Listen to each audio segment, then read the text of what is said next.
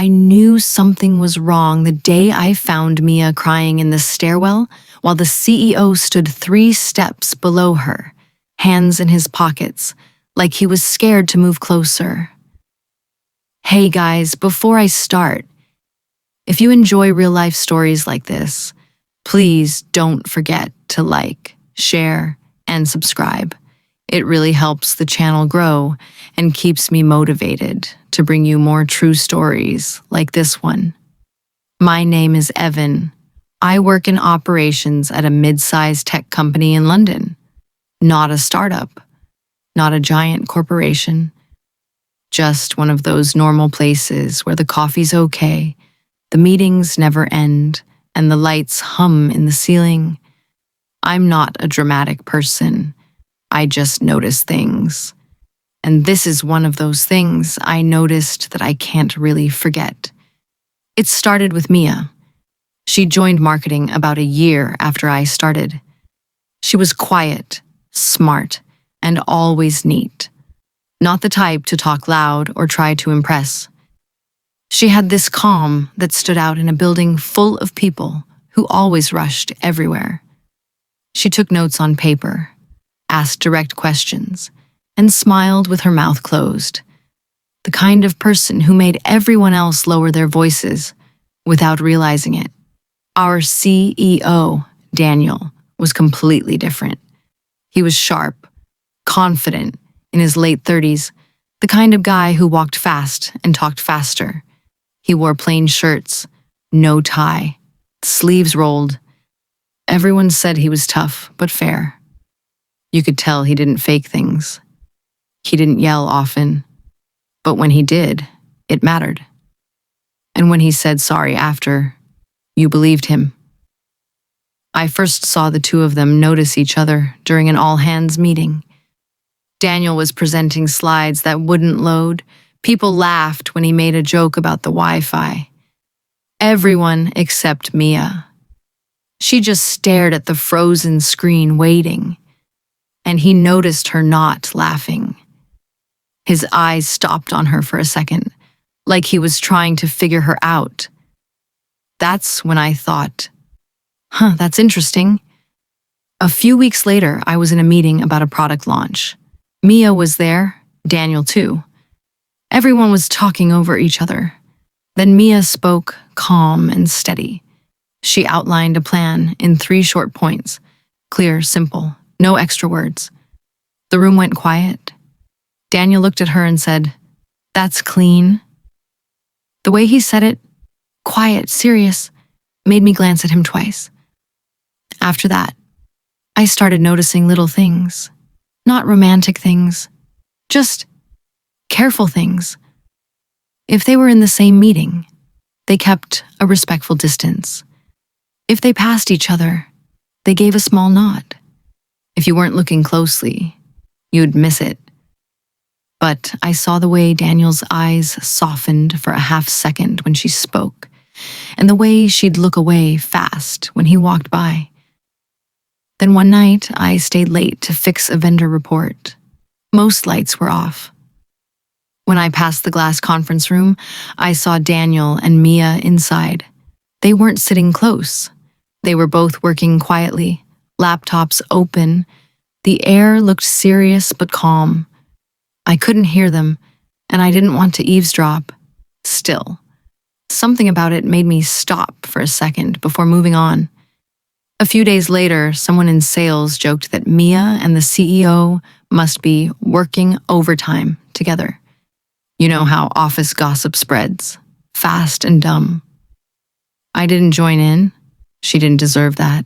She worked hard. And Daniel, for all his confidence, wasn't the type to fool around. Still, whispers started to float through the kitchen. Then came the offsite, just a regular company retreat in a rented hall near the river. Daniel did a Q&A, and someone asked how to get promoted. He said, "Do the work so well that I hear about it from someone else." It sounded like advice, but the way he glanced at Mia after saying it didn't go unnoticed by me. Later that day, I went outside for air, Mia was standing near the water, alone. Daniel was a few meters back, also alone. He looked like he wanted to go to her but couldn't. After a moment, he turned around and went back inside. She didn't turn. I remember thinking, something's going on here, but I didn't know what. The truth came out by accident. I was on the first aid team. It just means I have a green sticker and a small kit. That afternoon, I got a message from security saying someone might be unwell in the stairwell. I grabbed my kit and went, and that's where I saw Mia, sitting on the step, face in her hands, crying quietly, not loud, just that painful, silent kind of crying. I froze. I didn't want to scare her. Then I heard Daniel's voice below her. "I shouldn't be here," he said, softly. She wiped her face. "I won't tell anyone you were." I shouldn't have stayed, but I couldn't move. Their voices echoed up. "Mia," he said, "this isn't fair to you." "It's fine," she whispered. "It's not," he said. "I'm your boss." "You're not my boss," she said quickly. "You're the CEO. My manager's my boss." He gave a half laugh that didn't sound happy. "That's not how people will see it." Silence, the kind that makes your stomach hurt. "I didn't plan this," she said. "I know," he replied. He sighed. "I think you're—" He stopped himself, then said, "I think you're great. But I shouldn't have asked you to stay late that night." "You didn't," she said. "I wanted to." He went quiet for a while, then said, "I won't put you in a position where people think you got something you didn't earn." "I don't want anything," she said. "I just like being around you." I swallowed hard. It felt too raw to hear. I made noise with the kit so they'd notice me. Mia stood up quickly, wiping her face. "I'm okay," she said. Daniel looked away. "All good," he added. I left, and I never told anyone what I heard. After that, things were different. Not on the surface, but you could feel it. They avoided being alone together. They kept everything professional. Still, rumors kept spinning. HR soon sent out a company-wide reminder about workplace relationships. Everyone knew it was about someone, but no one said who. A few days later, I saw Mia in a private meeting with HR. She looked nervous. Then I saw Daniel with the board later that week. Something was shifting. Then, out of nowhere, Mia messaged me asking if the printer on floor 5 could handle thick paper because she needed to print her resignation letter. I panicked until she sent another message. "Sorry, bad joke." But then she wrote, "Do they?" That told me it wasn't a joke. Next day, her desk was empty until afternoon. She returned with a box and started packing. My chest dropped. I went over and she said, "I'm not leaving the company. I'm moving to a different team. Product, different boss, different floor." It was clearly arranged by HR, a clean way to make things fair, a way to let them breathe without breaking rules. Months passed. She worked hard. He focused on running the company. If they crossed paths, it was quick. A small nod, maybe a polite hello. The gossip faded. Almost.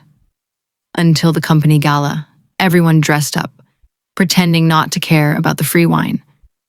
I was standing near the balcony when I saw them out there together, not touching, just talking quietly with the city behind them. HR was nearby, pretending not to notice. It didn't feel secret anymore. It felt settled. I caught part of their talk between songs. Daniel said, "I keep thinking about what people would say if they knew." Mia said, "I keep thinking I'll lose everything for something that's not wrong." He smiled a bit. "You're right. It's not wrong." He paused. "You're extremely beautiful." He said it fast, like a secret slipping out. She blinked. I know, she whispered, then laughed awkwardly. I mean, I thought you might think that. He smiled. I didn't say it because I didn't want people to think you were getting special treatment. You worked hard for everything here. She nodded. I like you too, she said quietly. I tried to stop. I moved floors. I tried to forget. It didn't work. He laughed softly. Then we'll do this the right way. Tell HR, tell the board. No hiding. If it hurts your career, we stop. I'll leave if I have to. She shook her head. You're not leaving your company. Then we'll be boring and transparent, he said. Let them talk. We'll show them we did it right. The music got loud again, and they went inside. And that's when I realized the twist wasn't what people thought. He wasn't some boss chasing his employee. He'd liked her too. He was just scared of hurting her reputation. Weeks later, we got a company email from Daniel. It said something like, integrity means not only doing what's right, but being seen doing what's right. Then at the next quarterly meeting, he told everyone straight up that he was dating someone at the company. He said she didn't report to him. The board and HR approved, and that if anyone wanted to joke, they could joke to him, not her. It was quiet at first, then people clapped. I looked at Mia. She was near the back, calm but proud. It wasn't gossip anymore. It was real. She stayed in product, got promoted later that year. And Daniel stayed Daniel, focused, careful, but lighter somehow. They never flaunted anything. Sometimes I'd see them walking out together after work, keeping a polite distance until they left the building.